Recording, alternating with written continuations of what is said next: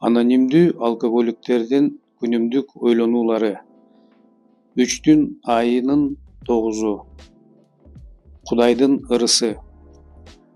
Чынында эле колубузда стакан кармап жатып, биз акылыбызды кыйраткан ичимдик ичүүгө ушунчалык берилгенибизди Кудайдын гана камкордугу менен жогото алынышын моюнга алуу абдан коркунучтуу сезим.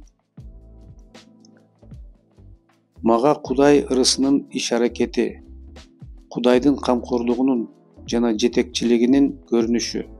Мен активдүү аракечтиктин толук банкроттугун баштан кечиргенден кийин келди.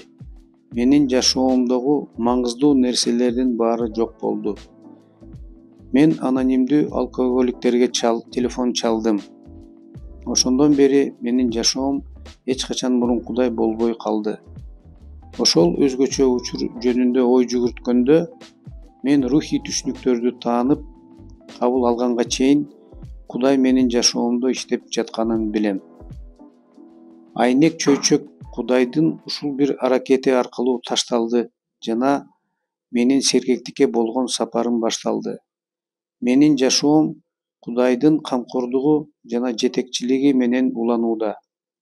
Биринчи кадам анда мен алкоголдук ичимдиктерге алсыз экенимди, жашоого башкарылгыс болуп калганын мойнума алгандан кийин дагы көбүрөөк мааниге ээ болду.